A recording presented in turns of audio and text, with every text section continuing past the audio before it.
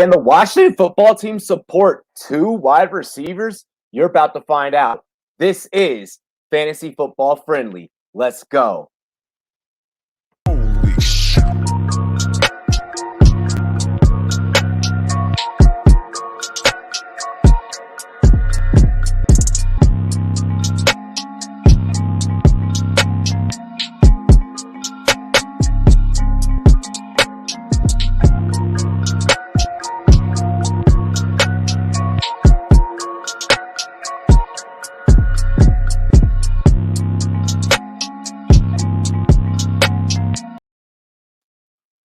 Welcome back, ladies and gentlemen. It's your boy, Rum Boys Robbie of the Rum Boys Fantasy Network, the CEO and founder of the Rum Boys Fantasy Network. Ladies and gentlemen, football season is just about upon us, right? August 5th, preseason is here. The king of play-by-play will be back. I'll be back at the booth doing my thing, making sure that I get y'all right. Play after play. We're going to be doing 7 hours of commercial-free, nonstop play-by-play action. Every Sunday, NFL Rum Zone is going to be back, and I cannot wait. But first, before we get into today's breakdown, cheers to me, cheers to you, all the Rum Boys and girls. What it do, dilly dilly. Woo! So, Washington football team, super excited to break these guys down. First things first, want to make sure that we do pay some bills. We keep the lights on in this thing. You know what I mean? Want to make sure that I shout out Monkey Knife Fight. What the? Monkey Knife Fight. Try and say that 6 times fast. Monkey Knife Fight, Monkey Knife Fight, Monkey Knife Fight, Monkey Knife Fight, Monkey Knife Fight, Monkey Knife Fight, Monkey Knife Fight, Monkey Knife Fight. I'm pretty sure I did it more than 6. Promo code RUMBOYS. Download the MKF app, Monkey Knife Fight. We're matching deposits all the way up to $50 holla. So go ahead. 'Tis the season. We got the home run derby action going down. Actually, the name of that just changed. NBA Finals Star Shootout is going to be going down. So make sure you guys get on over to Monkey Knife Fight daily fantasy prop action, legal daily fantasy prop action.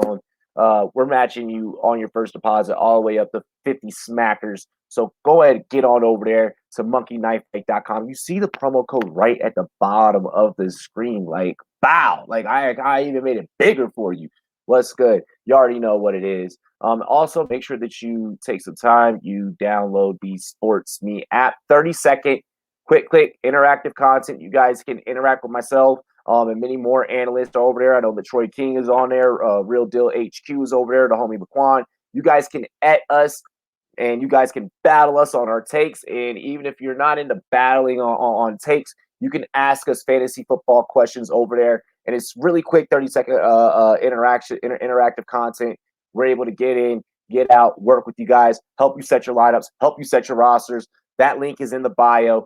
Go ahead, download the app. Let's go. Dilly. All right. So now for me to give you guys what you're all going to be tuned in to this clip for. We're going to try and make this one fairly quick for you guys. The Washington football team. As you guys saw at the beginning, I asked, is this team going to be able to support two wide receivers? A wide receiver one in Terry F1 McLaurin, who we all know that we interviewed back in 2019. And then Curtis Samuel, who they bring in from the Carolina Panthers. And last year, he was involved in a lot of, kind of jet sweep action, a lot of short pass game action, things of that nature. But this Washington football team is different because unlike the 22 version of itself, the 2021 version of itself is coming in, one, with a little bit more swagger and a lot more confidence on the defensive side of things. So the defense is going to be able to get the ball into their new quarterback's hands. Ryan Fitzpatrick, who's in on a 1-year deal. This is probably his last deal. Many people are going out on a limb and saying, hey, this is his chance. This is his opportunity to start a full 16 games. He hasn't started a full 16 games since, 2015, back when he was with the goddamn Jets. And then, that aside, they're saying that, full 16 games. We saw what he was doing in Miami, he was 4-3 as a starter in the 7 games that he started. He played 9. In the 7 games that he started, he was 4-3. What can he do with the full 16? That Miami team was looking pretty good, don't you think? Maybe that could translate over into Washington. This team, based off the backs of its defense and, very mediocre ring around the rosy quarterback play. Kyle Allen was a starter at once. Dwayne Traskins was a starter at once, who also interviewed. Taylor Heineke ended up being the guy heading into the playoffs. And this team almost actually beat the Tampa Bay Buccaneers. But of course, the Buccaneers inevitably won that game and won every other game in those playoffs. And that forced them to eventually go on to a Super Bowl tier. I can hear the sounds of the world's smallest violin playing right now as a Washington football team fan. That aside, that and everything, out the window, and me putting my own bias aside, let's go ahead and break down this team. We're actually going to start with the receiving core because that seems to be the big off-season question. Terry F1 McLaurin, or Scary Terry, as many of you guys like to call him. You guys saw his reaction when we gave him the name F1 in the interview. Come on now. Terry McLaurin, wide receiver 9 in 2020. All right. DJ Moore, he was wide receiver? I want to say wide receiver 38. Oh, I'm sorry. Wow, not DJ Moore. That was Curtis Samuel's former counterpart. Whoa. Curtis Samuel, wide receiver 38 out of the bunch. Now, the question with Curtis Samuel being reunited with head coach Ron Rivera, Scott Turner in that offense, is Samuel's role going to be utilized in that jet sweep and that short distance type of role? And I believe not. Okay, I believe not, due to the fact that you have a quarterback in Ryan Fitzpatrick who, lo and behold, is old as hell. Okay, old as all get out is Ryan Fitzpatrick. I believe he's 38, something like that. He's damn near 40. I'm pretty sure he's about 6 to 8 years my senior. But Ryan Fitzpatrick, he's not afraid to put the ball up in the air. He's not afraid to take chances. In just these 7 games that he played, he landed as QB19. Well, he is QB19 heading into this 2021 season. What does that tell me? That tells me that, when we go through and we were ranking our ADPs, and coming up with our industry consensus, that clearly the industry has enough confidence to dethrone one predecessor at the QB19 spot of Teddy Roosevelt, Teddy Bridgewater, Teddy Two Gloves, as many of us like to refer to him, who he'll be doing a lot of his work in Denver now. Okay. He ended as QB19 last year. Well, shit. From a fantasy football standpoint, Ryan Fitzpatrick, he's heading in with better receivers than the likes of Devontae Parker, the likes of, who else do they have down there? Kenny Stills, Mike Gesicki at tight end. He's going to be heading in with a more upgraded personnel in terms of Curtis Samuel, Terry McLaurin, and the rookie De'Ami Brown. Terry McLaurin, it doesn't matter who his quarterback has been. We often use this case whenever we break down a player like Allen Robinson. It doesn't matter who McLaurin's quarterback is.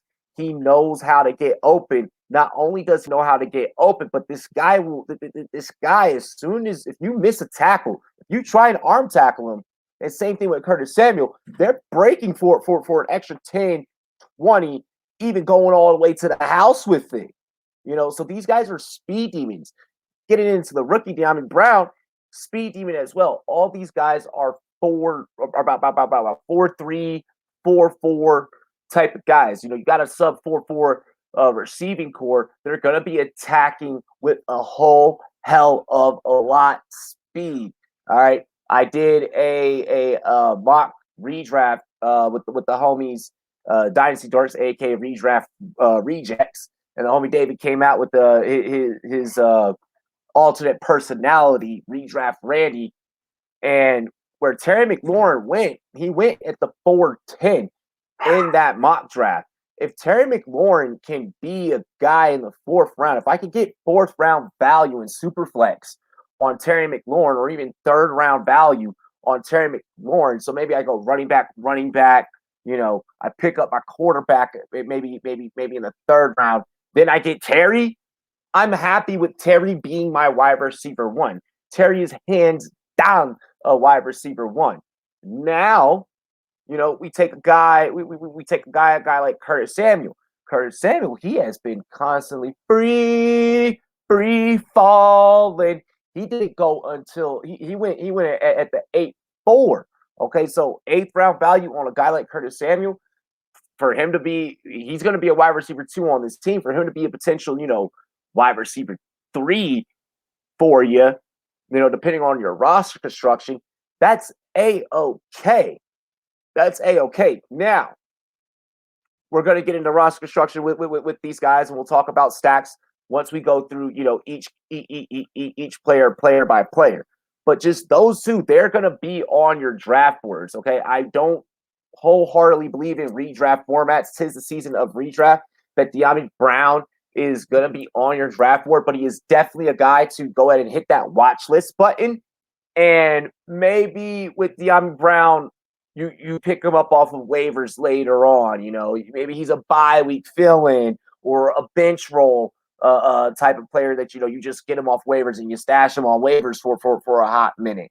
But do I think that he goes off the board to make your final roster, whether it's starting or bench? Absolutely not. We're not going to be heading into week 1 starting De'Ami Brown. Okay. Now, Terry McLaurin, all right, Terry F1 McLaurin, once again, shout out to you, F1, man. 136.8 fantasy points last year in your 15 games played, 87 receptions, 1,118 yards. You're averaging 12.9 per catch, 4 TDs. I think that TD number could maybe go up by 2. Okay, I think we could see Terry, maybe get 6, maybe even 8 TDs this year. All right, I do expect that the touchdown numbers to go up for one scary Terry. All right, but when we look at the numbers, I mean, 93 targets I'm sorry, 93 targets, 58 receiving. That was in 2019. I apologize. 134 targets, 87 receiving in 2020, and then posting up a 1,000-yard season. I mean, but even in that 2019, I mean, with the 58 receptions, he almost was a 1,000-yard guy. I mean, he probably catches what 8 more balls, and then he crosses that 1,000-yard mark. He probably catches 8 more out of the 93 targets. But he gets a little bit higher, and he ascends a little bit in his catch percentage by about 2% heading into 2020. It shows me that he's getting more adjusted to the game, filling into his NFL body a little bit more, getting more sure of his hands, and he did that with 4 different quarterbacks last year. Alex Smith, comeback player of the year, Kyle Allen, Taylor Heineke, Dwayne Haskins. Like, this guy no one had more turnover at the quarterback position and had to deal with it and perform as a wide receiver 1 than Terry McLaurin. All right. So through adversity, this guy still performs and still has a 1,000-yard season. Sign me up as him being my wide receiver 1. I'm all in. I am sold. Okay. Going to get into Curtis Samuel now. All right. He played 15 games. He had 77 receptions for 851 yards. I think that he could probably be around an 800 to 900 possibly yard guy. It's gonna be dependent on what he does in open space, right? But he damn near was at 80% catch, 79.4 or 80% catch rate, catch percentage. 79.4 is what he ended the season with. Okay. I mean, 97 targets, caught 77 of them. That's a high clip. That's efficiency. That is efficiency when you touch the ball. You are making things happen when you touch the ball. And on top of that, you're not dropping the freaking rock a whole lot. All right. You got to love a guy that's not going to drop the rock a whole lot. And I get a lot of people are going to be like, well, I mean, those and, the short yardage, it's pretty easy to not have to drop. I don't care. Okay. That's efficiency. And I want efficiency from my wide. I want that type of efficiency for my wide receiver 3. If this guy's going to end up being a wide receiver 3 when I draft him, but then come season end could potentially end as a wide receiver 2, you should be drafting him as a mid tier to low end wide receiver 2. Hopefully maybe with the way that you construct your roster, you're going with Terry McLaurin, somebody else at receiver, and then later in the draft, maybe 9th, 10th, 8th, 9th, 10th round. That's when we're looking at Curtis Samuel, and then that's when we try and acquire Curtis Samuel, who has that wide receiver 2 outcome, but we're drafting him at that wide receiver 3 role. I like Curtis Samuel, especially in leagues where you're running three wide receiver sets. You're putting 3 guys out there in your lineup. I love Curtis Samuel for all the reasons that I just stated. All right. Getting into De'Ami Brown, I mentioned that this guy is going to be a waiver wire asset watch list. All right. Obviously, he played a role, both receiving and rushing at North Carolina. But I mean, in his 11 games played, catching 55 passes and going for, catching 55 passes in his 2020 season. 2019, he caught 51. Both seasons back to back, putting up 1,000-yard seasons.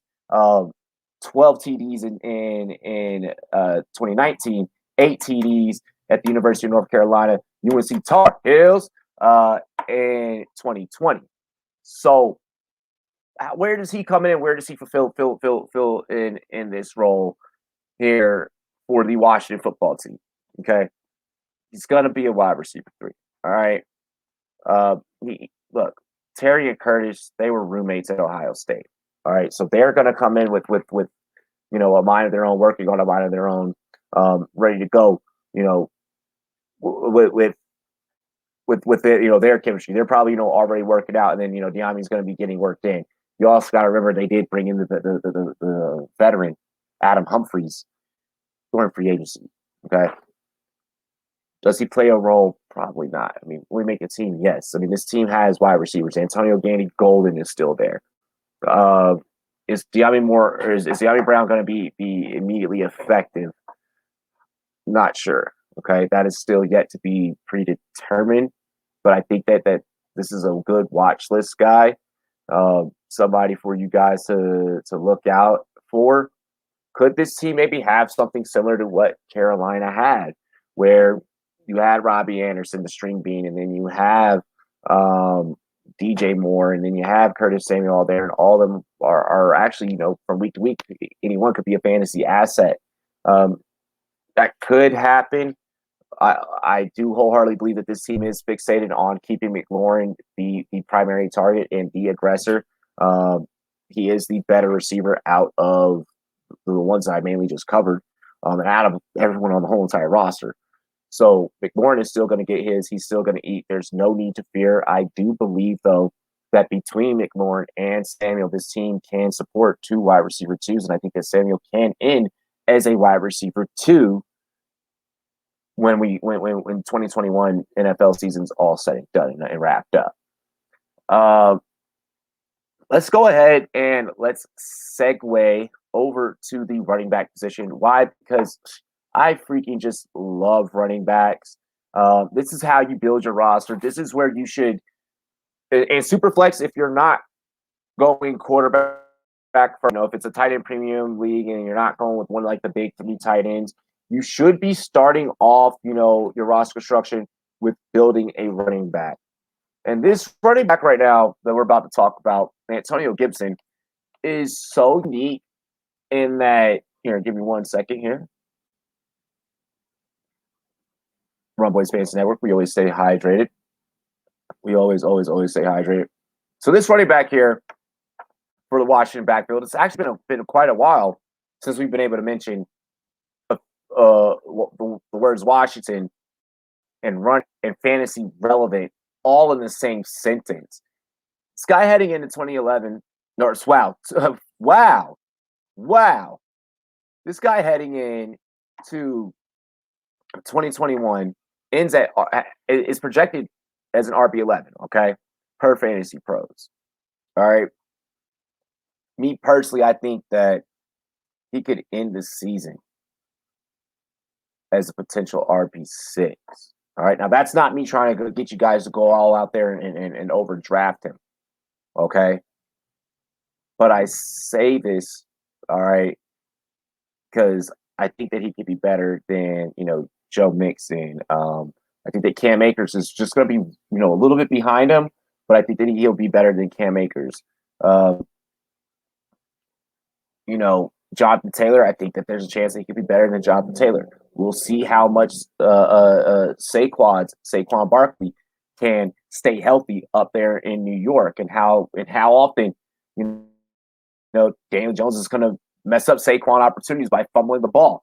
I think that he could probably have a better season than Austin Eckler, even though Eckler believes that he could be utilized out there in Los Angeles, similar to Kamara in New Orleans. If Taysom Hill's a starter in New Orleans, does that hurt Kamara or does that help Kamara? Najee Harris, rookie, Clyde Edwards-Helaire, they can go through the air there.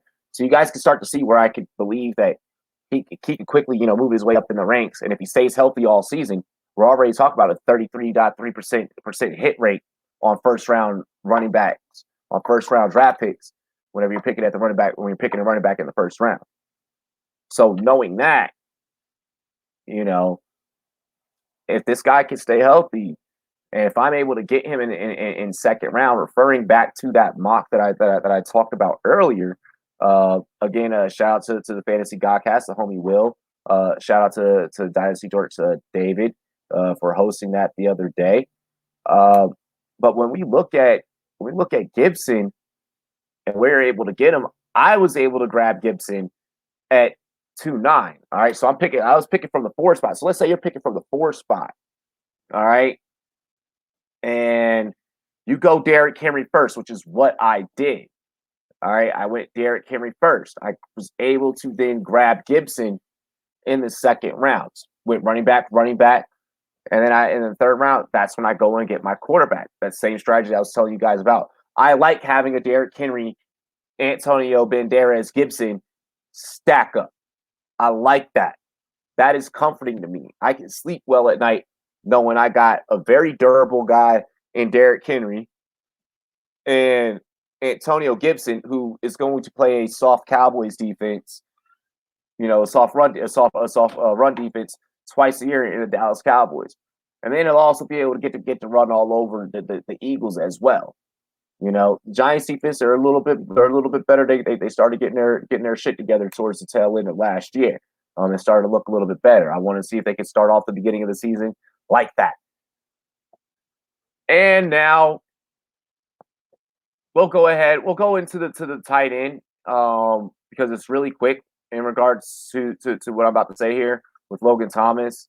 Logan Thomas, 104.6 fantasy points last year. Is he going to have that same type of run? Look, I don't think so. Okay, this guy has great hands. Okay, yeah, he was a former quarterback.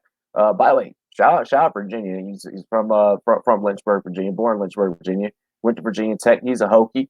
You would think that I'd be more high on this guy, right? Being that that's like checking off a lot of your marks. Like he's born in the same state as you were born in. He went to the college you wanted to go to. Virginia Tech. That you're a fan of. Used to play quarterback, turned tight end. Started his career at Arizona, Buffalo, Detroit. Lands with Washington. Finds success with Washington. Starts becoming a guy in Washington. 670 yards. Okay, so it took him about 4 to 5. By his 5th season is when he broke out. I could see potential tight end regression with Logan Thomas due to the fact of who his quarterback is. Okay, I still expect a high catch percentage, right? But I don't expect maybe as many yards or as many targets. 110 targets last year, and on 72 receptions. is he still gonna probably be in the neighborhood? It'll probably be in the neighborhood of like 90 to 80 catches. Like when you have these speedy receivers, like what you have, you may not need to lean on the tight end as often because these guys are going to be finding ways for them to get open. They're gonna and they're really good route runners at that, you know. So they're going to be getting themselves open. They're going to and they could be open a lot faster and quicker um, as the play develops than Logan Thomas, which could result in Fitz being able to then focus on some of his speedier receiving options, or even maybe the backfield passing option opens up as the play develops, and then now you have to deal with J.D. McKissick or Antonio Gibson receiving the dump off. So I just think that a lot of that we could see some regression with Logan Thomas, but maybe not too much. If you're going to go late tight end, he's a guy that I have no problems rostering. But historically, Fitzmagic does not target the tight end as often and as frequently as sometimes we would like, and sometimes we would desire, and sometimes we would wish.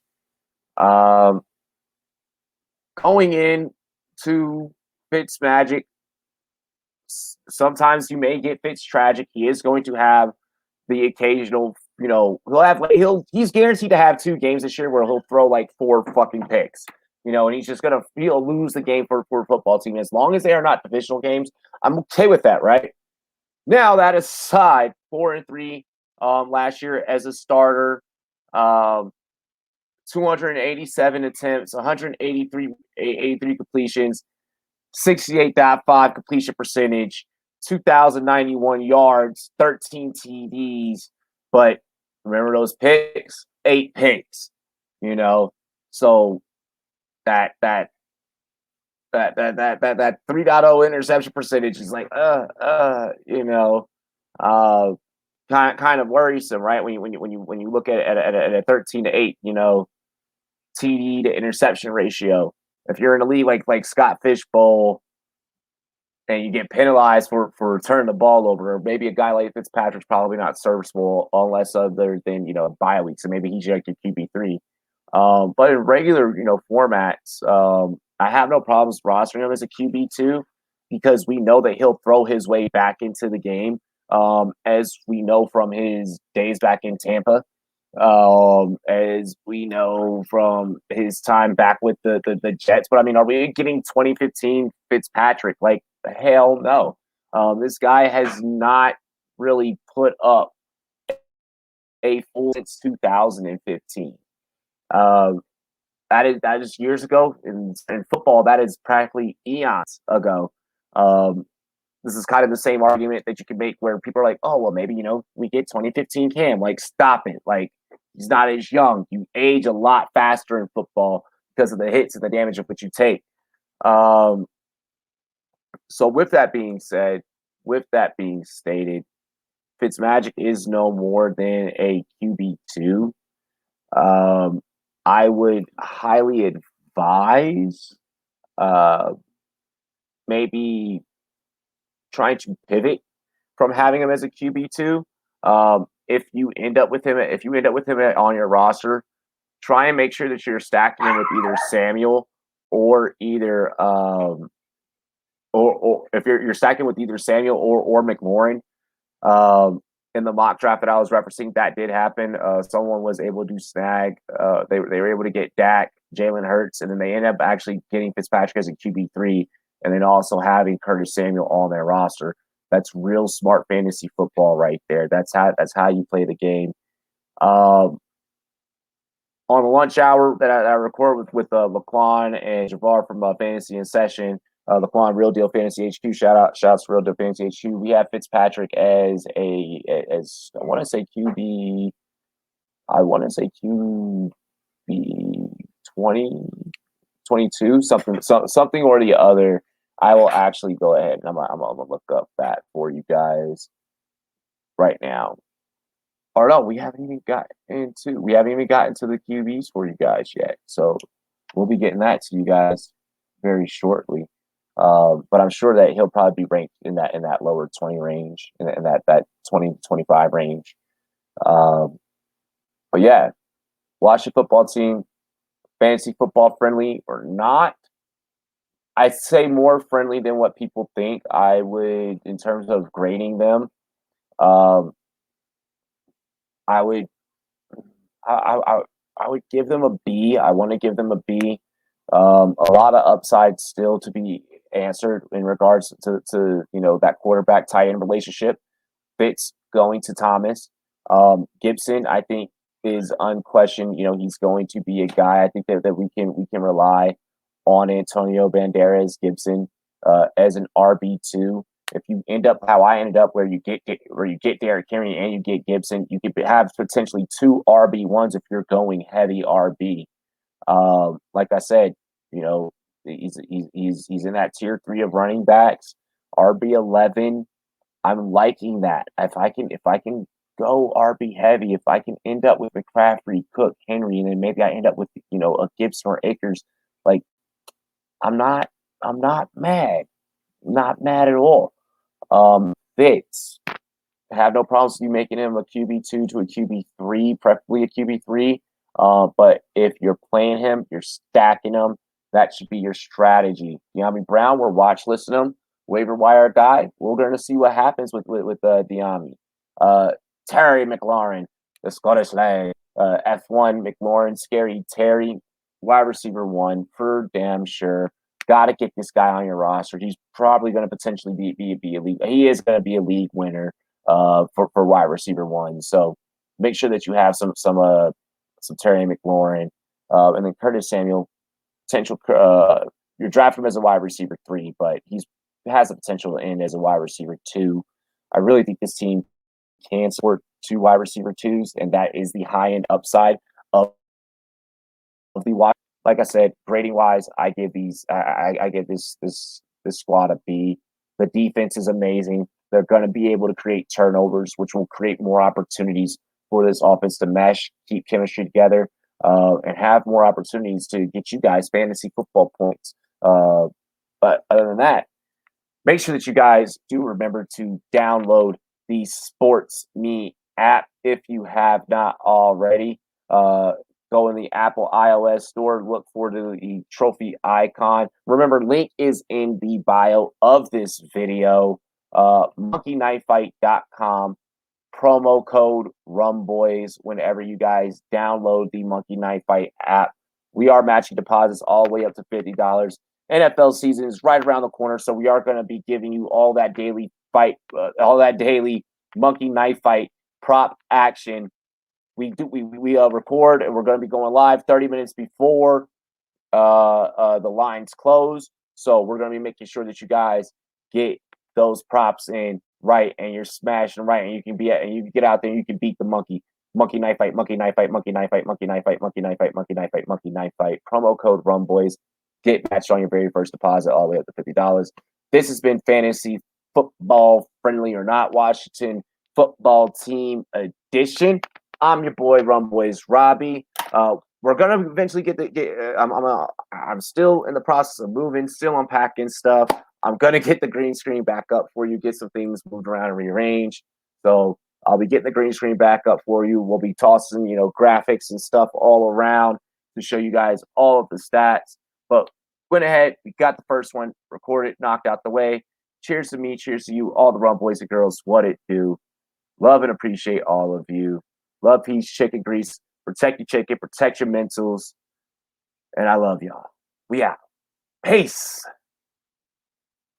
Holy shit.